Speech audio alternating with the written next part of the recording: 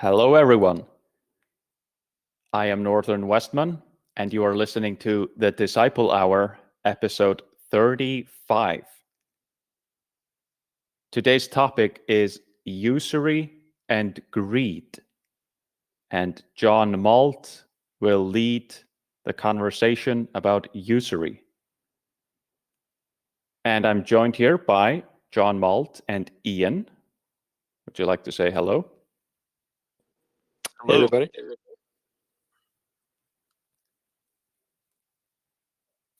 Gentile could not make it this time, sadly, but he's with us in spirit. But John Malt, would you like to take it away? Yes, thank you. So usury, it's an old idea that the word has still survived to today, but the meaning has been mostly lost. And most people think of it as kind of an archaic idea that maybe doesn't apply anymore. It's something that people worried about in the old days, and it's nothing to worry about today. Or if it is, it's just something like a loan shark interest rate type of situation. But in fact, usury is uh, it's easy to understand. There's a lot of different scenarios and exceptions and things like that, but it's easy to understand, and it is defined in a particular way. The reason I started investigating it is because I read something about how seriously early Christians and even before Jesus, how seriously they took the matter of usury. And somebody said that the worst thing about it, or one of the worst things about it, was that the lender, the person who was subjecting someone to usury, thought of himself as a good person, when in fact he was the reason that the other man was poor and virtually enslaved to debt. And all this time, the lender was thinking what a good person he was and what would he do without him, when really he was committing a real sin. All loans are not sins. Even all interest on loans is not a sin or usury. Like I said, usury is defined in a particular way, and so in order to keep from rambling, I'll just go ahead and define it. And this is not my definition. This is, like I said, the early Christians, and even before Jesus, the way they thought of usury. There have been papal encyclicals, papal bulls. Thomas Aquinas wrote about it extensively. It's very it's a very established idea. Usury is not just interest on a loan, and it is not just a high rate of interest on a loan. Usury has to do with the contract itself, the, the terms of the contract itself. When a borrower and a lender get together and write up a contract for a loan, there are certain conditions that have to be present in order for the contract to be considered usury. And pretty much the defining feature is the borrower has not posted collateral in terms of something physical, or if he has, the lender can still come after the borrower himself in the case of a default. So, for instance, a borrower and a lender meet, agree to a loan. If the borrower does not post physical collateral, such as land or a house or some kind of asset, and in the event of a default, if the lender can go after the borrower himself in his future wages, that is usury. In a nutshell, that is what is considered usury. It's not just paying interest on a loan. It's the question, has collateral been posted, physical collateral, and is the contract limited to that collateral in the event that something goes wrong? There's a lot to kind of flesh out, but that is kind of the crux or the heart of the matter. Thomas Aquinas, like I said, wrote about this extensively. If you have interest on a loan and there's no collateral, and the lender can go after the future wages of the borrower, in a sense, it's creating money out of thin air, and that is a problem. But the main problem is the borrower can pretty much fall into slavery. There could pretty much be, in some cases, almost no way out. Interest accumulates, it aggregates, and the borrower can just kind of become trapped. Ideally, when a loan is made, ideally there's no interest at all, but ideally there will be some collateral that is physical, either land or a house or crops if the borrower is a farmer, a bushel of wheat, a bushel of corn, something like that. And in the event of a default, if something goes wrong, the creditor can recoup his loan. The lender, I mean, can recoup his loan, but only through the collateral. And he can't go after the borrower's future wages, which are not real. They're not material. They're a potentiality, not an actuality. I have to be careful not to get off track here. But let's say a loan for $1,000 is made, and the borrower posted $1,000 worth of collateral, say an acre of land worth $1,000. Everything's going well. He may be even paying interest on that loan. One day he has to default. In that case, the lender can take that acre of land to recoup his loans, to recoup his losses. Part of it or all of it, depending on what is owed. But after that, both parties go their separate ways. The lender has been made whole. The borrower has paid what he's owed. Both parties go their separate ways. Now imagine that collateral was not present, and the terms of the contract were only based on the future wages of the borrower. In that case, he would be pretty much yoked, bonded. You could even use the word enslaved to the lender. The lender would say, okay, you owe me $1,000 or whatever's left on the loan. I own your future wages until it's paid off. Now both parties do not go their separate ways. They don't. It isn't just nobody's made whole. There is now a situation that is not too far from slavery,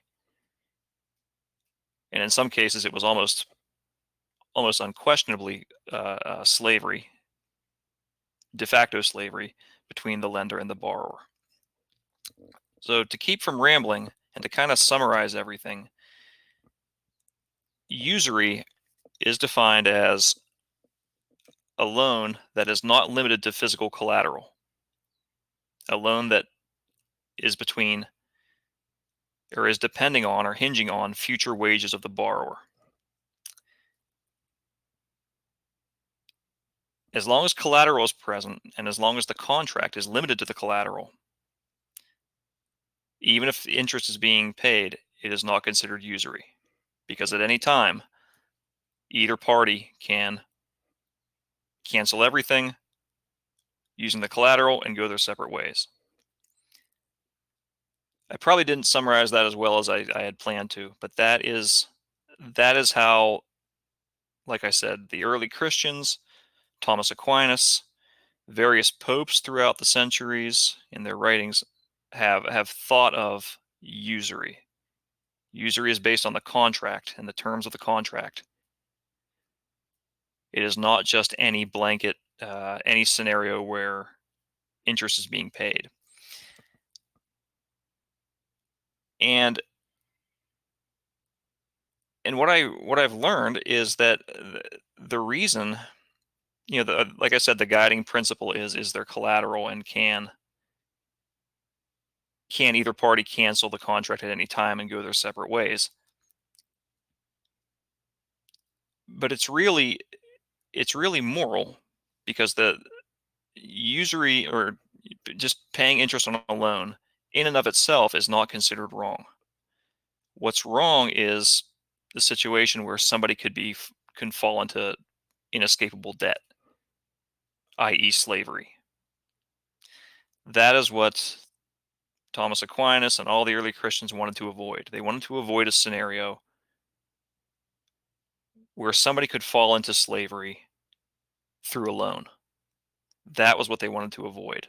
Not not paying interest itself, although that is considered sometimes, a lot of times, immoral. Lending should be charity, according to the early Christians. We've all donated to charity before. We had no expectation of getting our money back. If we're willing to do that, how much more should we be willing to lend money and probably get most, if not all of it, back? I mean, that's obviously better for us than just giving away money and never seeing it again. So if you're willing to give money away, of course you should be willing to lend it and probably get most, if not all of it, back. Those are the ideas behind lending and usury and interest on loans. I think we'll post it in the show notes. I asked Northern Westman to please post the link I've been using. A very good resource. Yeah, that's set up in terms of FAQs. Ian sent this to me. It's a very good resource. I want to post that in the show notes, because you could really become an expert on this matter of usury in an afternoon. By which I mean maybe 4 hours. If you invest maybe 4 hours, or maybe 1 hour a day for 4 days, you could pretty much not only learn what's considered a sin and why, but you could probably go over every instance, all the exceptions, all the finer points. As they say, the devil's in the details.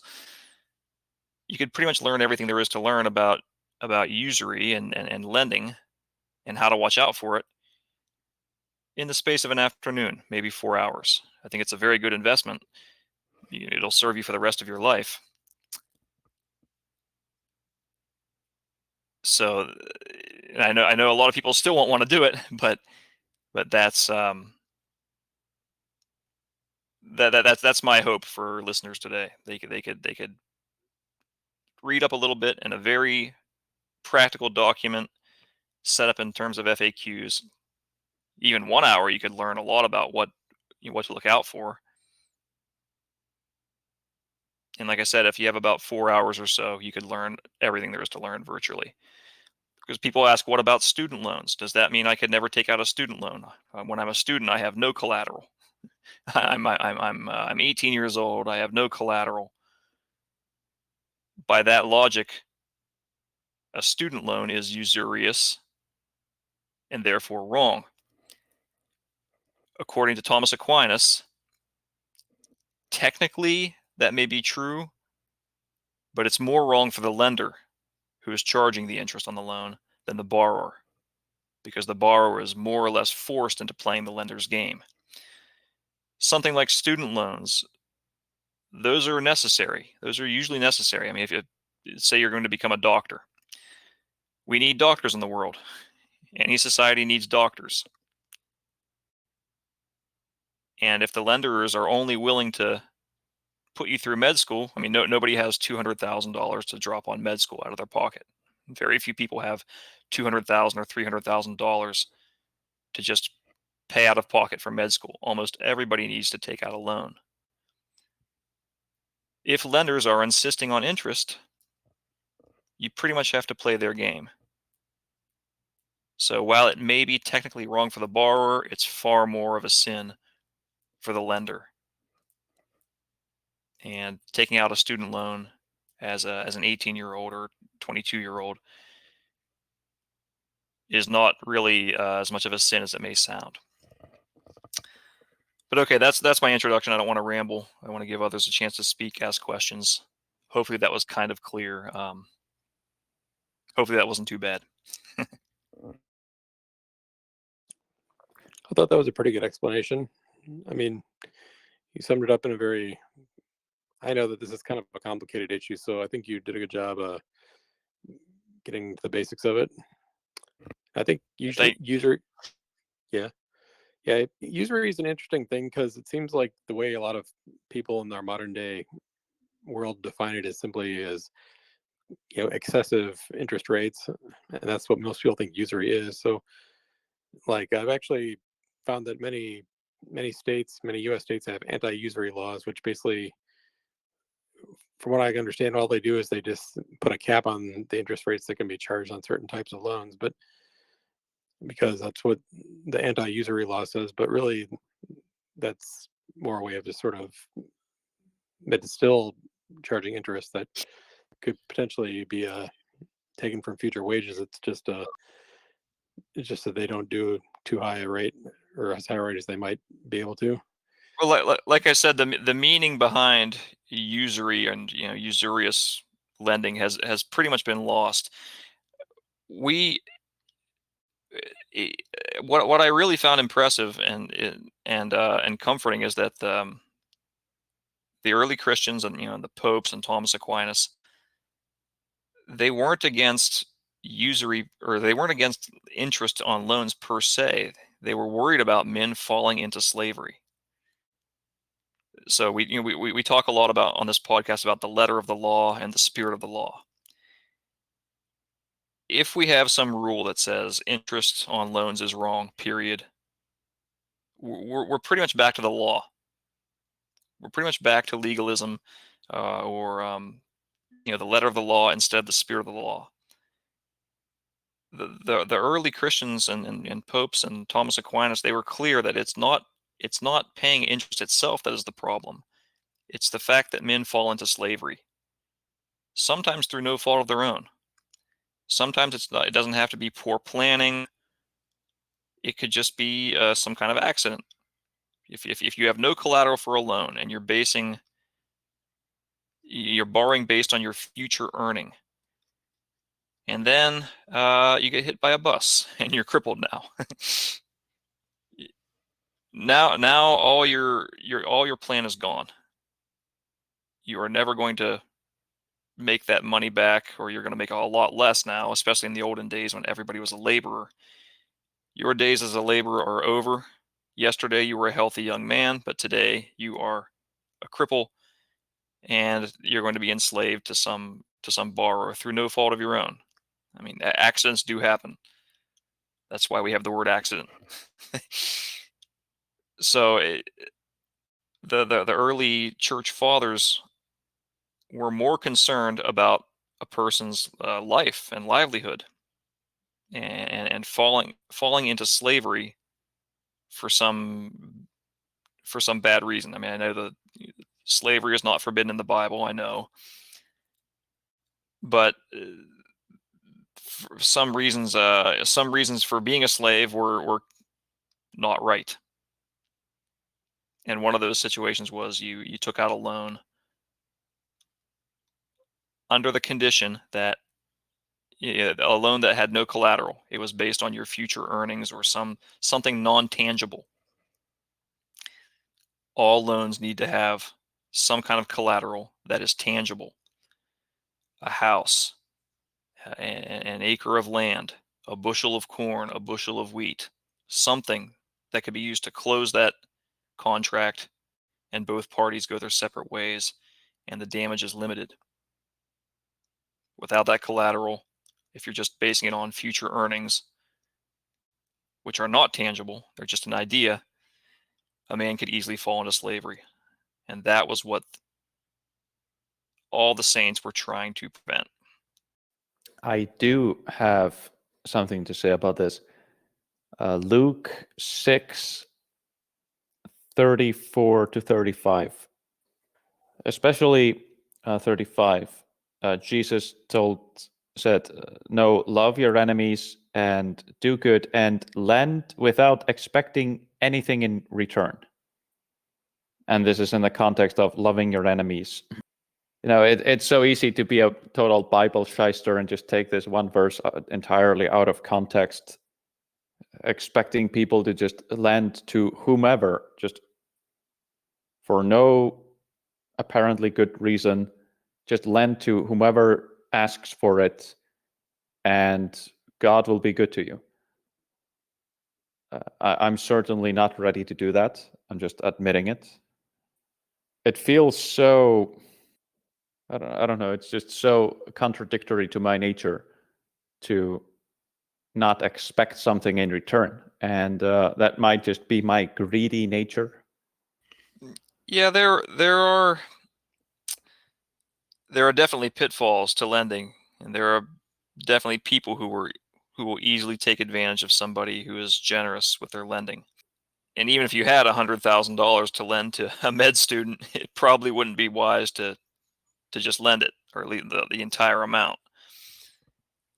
I don't know what the institutions were like back then. I mean, I don't know if people all kind of pooled their money into one big loan pool.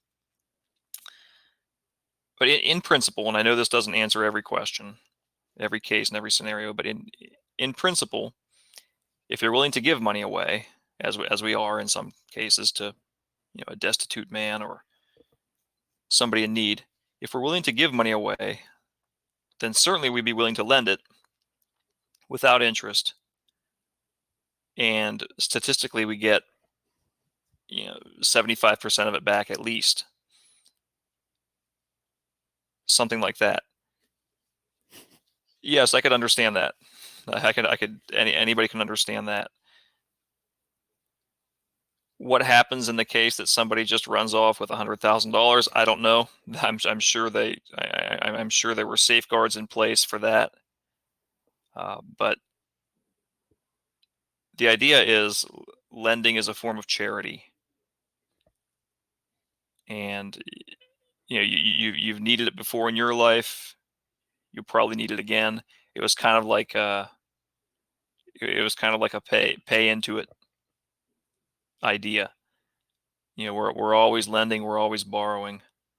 It's kind of our each person's responsibility to do it throughout their lives, because you needed it at one time, almost certainly. You'll probably need it again. Pay your share, lend your share, that kind of thing. It is being a good neighbor. It's part of being a good neighbor. Like you said, there's a lot of dangers to it, especially in modern times. And apparently, there were some people who, even after they were made whole, even after they got on their feet, wouldn't pay back their loans. Somebody took out a loan during a hard time, and they got back on their feet and still defaulted. Found an excuse to default on the loan. And the dangers are real, and I don't have all the answers. I probably couldn't give them to you in one sitting anyway. But there are safeguards that I'm sure and there's nothing new under the sun. Every scenario has been somebody has experienced it before, and I'm sure there's a safeguard in place, or can be. Just for the record, I'm looking up commentaries on Luke 6:35, and there are some disputes over the proper interpretation of it. In the King James it says, "But love ye your enemies and do good and lend, hoping for nothing again, and your reward shall be great." And Ellicott's commentary, he says that the passage says, "Hoping for nothing again" could also be understood as "in nothing losing hope." And he says that the proper meaning could be something more like, don't basically don't despair of lending, even if it means you're not certain whether it'll come back. It's more like be generous and willing to lend, not just like give your money away to anybody regardless of whether they'll pay you back. Like, it's more of that. He says,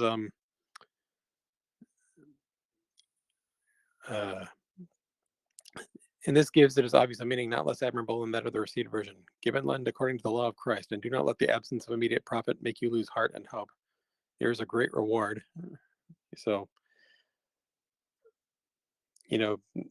just saying, just give your money away and don't ever expect to get it back. I don't think that's necessarily the right or the definitive interpretation. Well, yeah, right. It's hard to interpret, and frankly, it's something I would have to pray more on. But I have heard, just kind of sounds like a joke, but it isn't. That Christianity is kind of like the perfect capitalism and the perfect communism, both at the same time. Terrible example, but poor choice of words. But yeah, we clearly are supposed to obviously help those who are in need. But is it really right to just lend to whomever? So right, it's up to it's down to interpretation. But I do want to discuss greed, unless you have something more to say about usury. That was all I had for today, pretty much. Just one last thing on the subject of usury. Ellicott also points out in his commentary on verse 34, Luke 6:34, is that the King James says, "And if ye lend to them of whom ye hope to receive, what thank have ye? For sinners also lend to sinners to receive as much again." And Ellicott, his commentary, points out that he says, "It is noticeable as implying that the precepts were given in the first instance to Jewish hearers, that receiving interest on the loan is not contemplated at all." So it's just kind of like what we were saying, how people would lend, but there wasn't interest received. They received just as much as they lent, they received back. So it is interesting to see how that fits with the history of lending and how we understand it. All right. So on greed, the Bible says in 1 Timothy 6:10 that the love of money is the root of all evil. And we should consider those words carefully. The Greek word here for love of money is philargyria, and can be translated also as avarice, which means excessive greed. The Catholics considered greed to be one of the 7 deadly sins, and it makes perfect sense. Western civilization is very much in the meat grinder today, largely because of greed. Greed leads to many idolatries, such as the worship of money and also the economy. And money becomes a new god, mammon, and you cannot serve 2 lords. The phrase, quote, good for the economy, end quote, is a perfect example of missing the mark entirely. People don't ask whether something is good for the people, but whether it's good for the economy. And that's not compassion, that's greed. And it leads to many evil things. Our borders were opened wide open, largely because of greed. Greedy people want cheap labor, and the middle class is disappearing largely because of greed.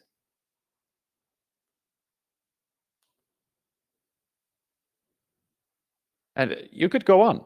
We also have a 3-letter organization stationed in Switzerland, in the Alps, that has claimed that, quote, you will own nothing and you will be happy, end quote. And these are anti-white and extremely anti-Christian oligarchs. Just really wicked people telling you that you will own nothing. But of course, they will own everything and you will have to lend from them. Borrow, I mean. So that's greed in a nutshell. I mean, you could go on and on and on. But this is such a serious sin because it has so many consequences. I would say greed and lust are the two worst sins. But I mean, it's hard to compare them. And I have to admit something. I am a greedy person, and this may be a surprise to some of you. But I don't spend money like a crazy person. I don't go shopping for clothes. I don't buy the most expensive equipment. I don't buy jewelry. I don't buy the most expensive furniture and so on. I'm very content with what I have, but I'm still greedy. You can see it at the dinner table. I eat maybe more than I should. And when it comes to my salaries, well, I always want a little bit more. I always want more. And it's a greedy nature, and I'm just admitting it.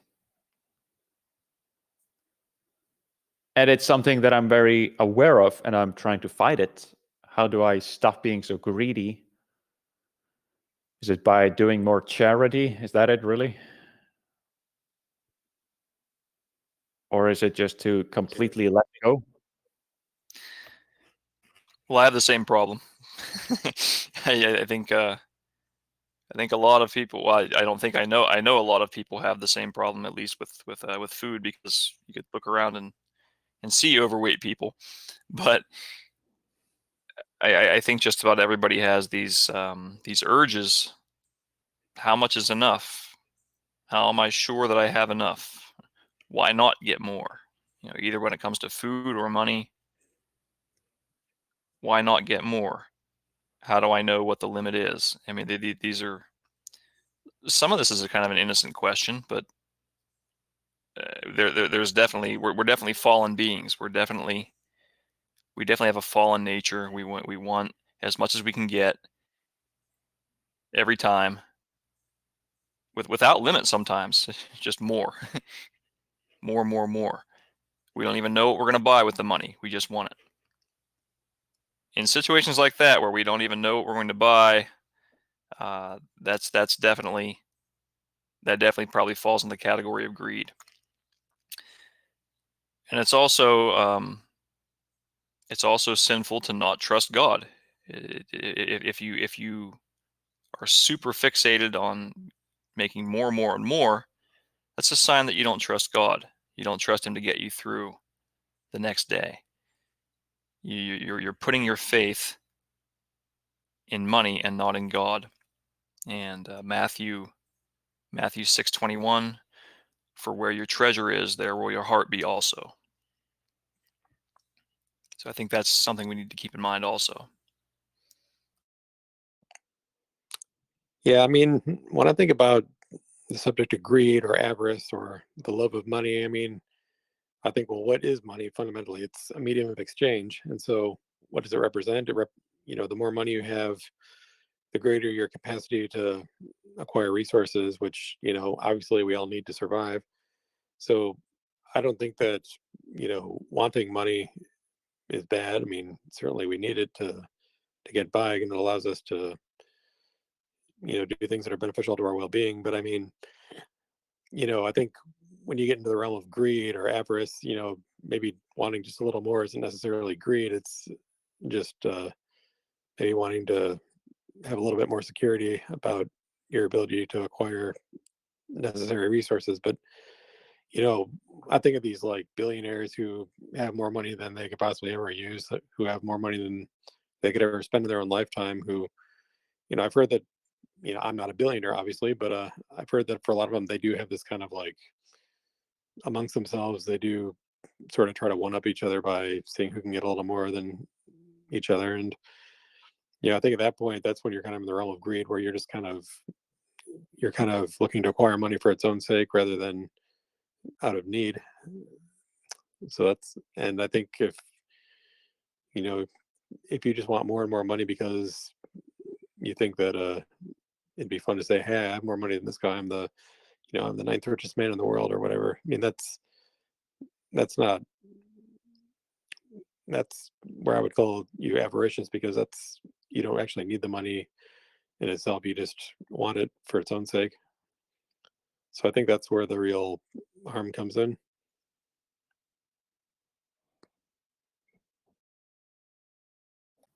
Yeah, I don't think, I mean, obviously being wealthy isn't a sin.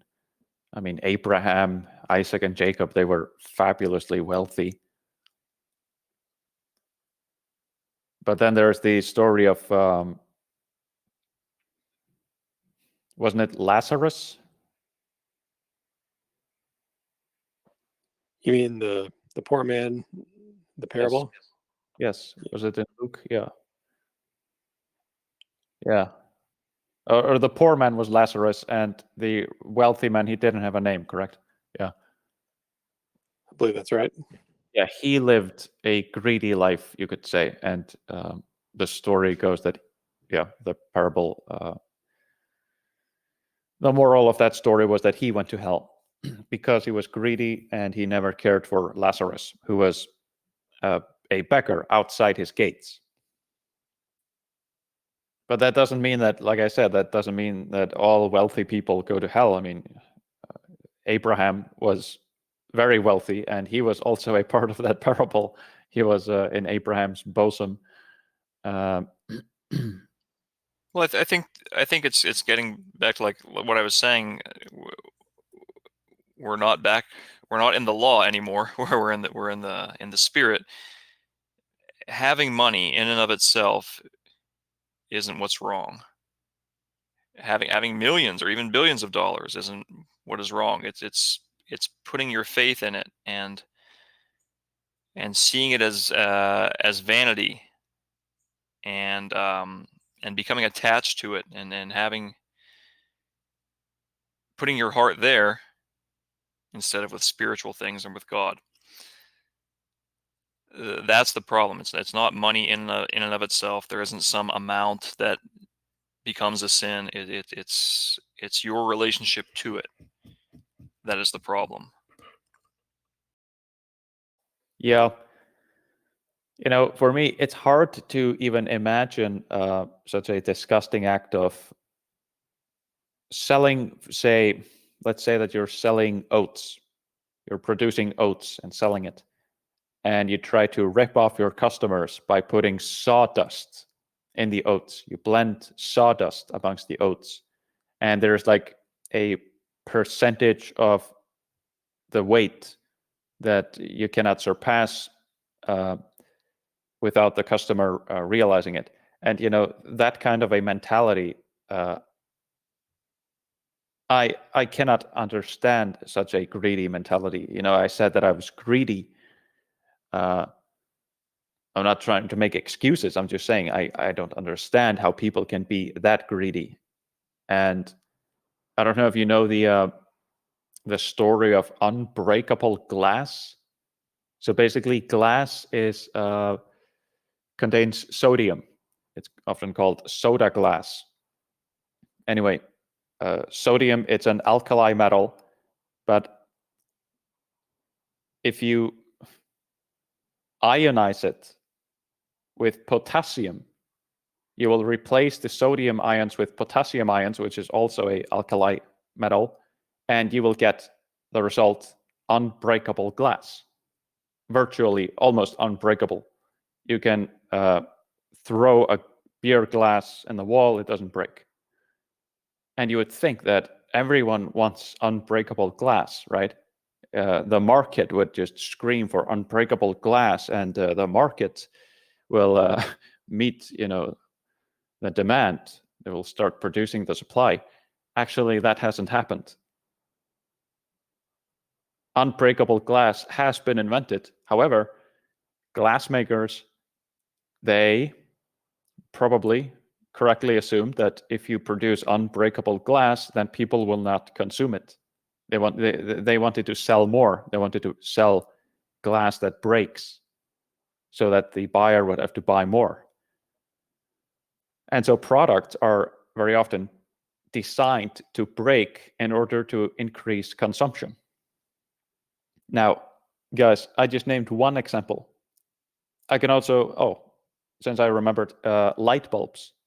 There was a conspiracy in the early 20th century amongst light bulb manufacturers to create light bulbs that just lasted for a very short time.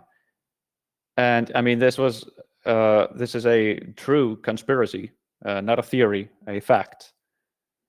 And can you just imagine how our world would be if this wasn't the case?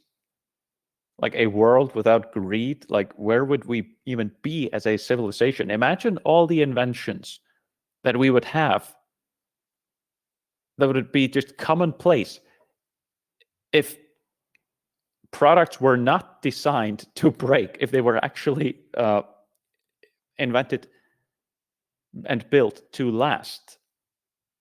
It's almost inconceivable.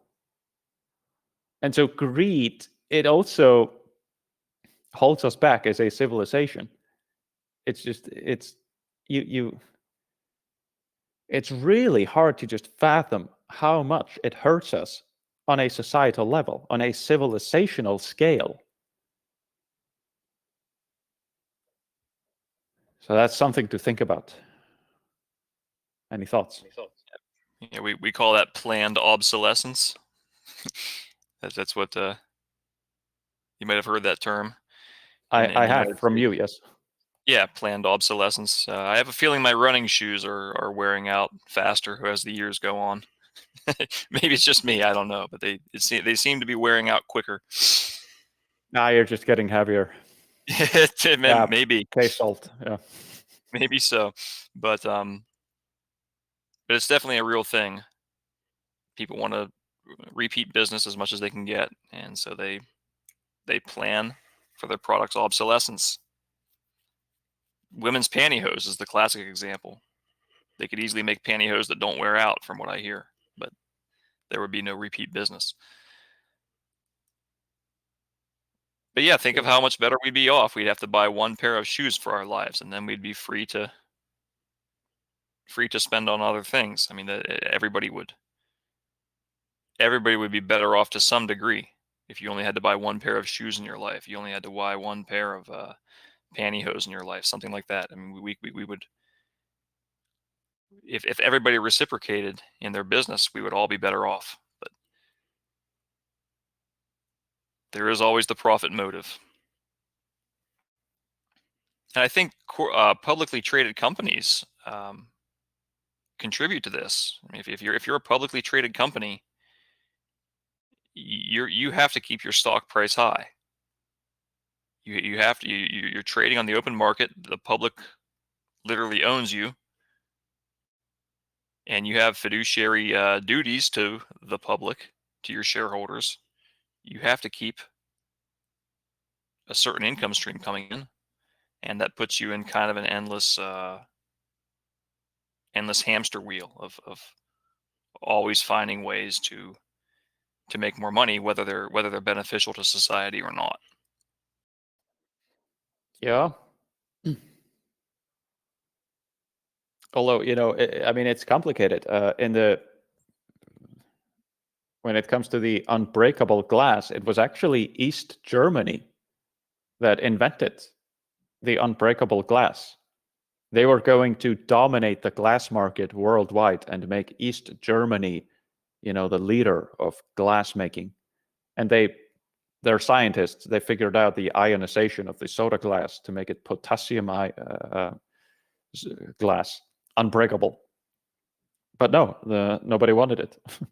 But I mean, you can still find apparently old beer glasses from East Germany, communist East Germany, that just simply don't break. It's crazy.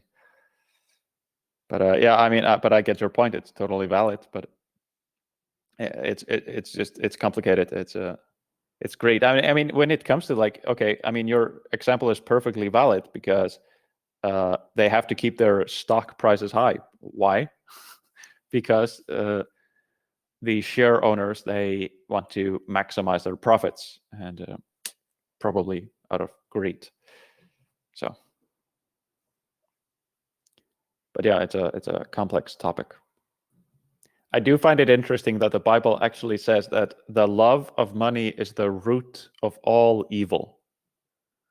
And I've really struggled with that. I mean, really?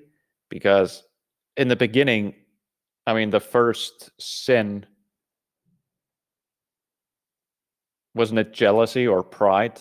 I mean, when Satan fell, was it due to his pride or his jealousy of his former status? And just let me finish. Just let me finish quickly. So, I mean, it was that, and then it was Eve. She was tempted. She was probably a bit jealous of being put under the man, or proud, and she bit of the fruit. And then it was Cain and Abel. Cain was jealous of Abel, and then it was Joseph and his brothers. They sold him into slavery. They were jealous of him. None of these things happened due to greed, and so these are just legitimate questions that I have. I have struggled with this verse. At first I thought that this was a wrong translation, a love of money, and I looked into philargyria, but it seems to be talking about materialistic gains, avarice, excessive greed, etc. But yeah, go on. Go ahead. I was going to say that there are some translations, I think, that the love of money is the root of all kinds of evil, or the word all is kind of it shouldn't be taken literally. It just means many kinds of evil. It means all sorts of evil, all kinds of evil, not to be taken to mean literally all evil, because like you said, the first several sins had nothing to do with money. Money hadn't even been invented yet, and we all sin in certain ways that has nothing to do with money. But I think it just means that there are so many sins that come from the love of money that it could seem like it still may be most sins come from the love of money. Certainly not all, but it could be the majority of sins that stem from the love of money. That could easily be the case. But I don't know that it's meant to be taken literally, that word all. In Ellicott's commentary, he interprets it as saying that any kind of evil that exists could stem from the love of money. So if you look at any kind of sin out there, there is the love of money could lead you to do any kind of sin. You could, desire for money could lead you to murder somebody. I mean, it could lead you to, steal from somebody. Like any sin you can name, there could be some monetary gain in it at some point that would lead you into that sin. So I think that's how he interprets it. So I think that's another way you could view it. I also think that this kind of in some ways does tie back to something we were talking about in our last podcast, where we were discussing Ireland and its satanic Eurovision performance. I mean, and I think we talked a little bit about how Ireland used to be a very conservative country, used to be very deeply Catholic, and now, in just a span of about 50 years, it's gone to what we see now. And I'm not an expert on the history of Ireland, but I know that sometime in the 80s, I guess, Ireland really started. They really started to try and build themselves up economically, and they started. And I guess I remember John Derbyshire talking about this, how up until the 70s, that Ireland in many ways was a very poor country, and he said it almost seemed like a third world country, and a lot of that he attributed to the sort of mentality that the Irish had, that like, oh yeah, we've just been the poor victims of England. Those evil English, they oppressed us, and they robbed us, and they stole from us, and all this kind of stuff. And there was this kind of victim mentality. But he said around the 80s, they started getting away from that and started thinking, okay, well, let's just do it for ourselves. And so I think maybe they called it the Celtic Tiger. This idea that like some of these countries like Ireland were like becoming economic forces, economic forces to be reckoned with, I guess you could say. So, they stopped. And I guess, not that I'm saying you should wallow in a sense of victimhood, but it sounds like they decided to say, let's just see if we can, focus on making money and building ourselves up economically. And looks like they did. But, look what's come about as a result of it. They've got complacent. They turned away from God. They've gotten to where now they have like openly satanic, cultural products as representing their country. And,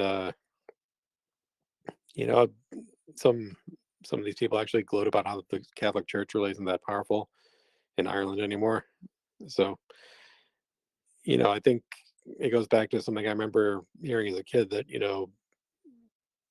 sometimes, a lack of wealth can be a good thing because it forces you to rely on God. To kind of go back to what John Malt was saying earlier, because it reminds you to be humble and to trust God. And so when people have all this money, when people have all this economic prosperity, they get complacent and just think, everything's good.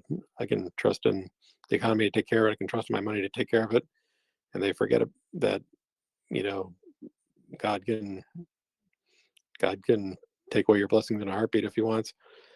So, and, I remember something I read a long time ago talking about people who grew up in poor families. Like, there are many people who do grow up in families without a lot of money, but they were very close, tight-knit families. So, they were happy, and they grew up saying, I didn't even know we were poor because we had a happy life. We had each other and we loved each other. So, that was more important than money to us. So, I think that, not that, again, like we were saying, not that it's bad to be wealthy. It's not that it's bad to have resources, but, it is bad if those things become an idol to you, if they get in the way of your relationship to God, and they become your focus rather than trusting in the Lord. Amen to that. Any final thoughts before we close it up? Yeah, I should give the 3-point test to figure out if a loan is usurious. There is a simple 3-point test. 1 is interest being charged. 2 is their collateral, physical collateral, in the form of a tangible good. And 3, is the contract limited to only the collateral? All 3 of those have to be present. Or if all 3 of those present, there is no usury. If interest is being paid, but the contract is limited to only the collateral, and the lender cannot go after the borrower himself and his future wages, there is no usury and no sin. Simple 3-point test. Northern Westman, can you post in the show notes the resource I've been using? It's Absolutely, yes. It's a website called zippycatholic.com. So obviously this is from a Catholic perspective, but I don't think you need to be a Catholic to understand the points at all. I think anyone could have arrived at these conclusions. Protestant, Orthodox, atheist could have arrived at the conclusions. It's you don't need any real sophistication to understand all this information. In this website, if you have the IQ of 100, an IQ of 100, you could probably understand all of it. It's pretty straightforward. Well worth anyone's time, in my opinion. Well, this has been a fantastic discussion, and I certainly learned a lot about usury. And I thank you all for listening, and God bless you all. I love you all. God bless you, and take care now. Bye-bye. God bless. Bye. God bless.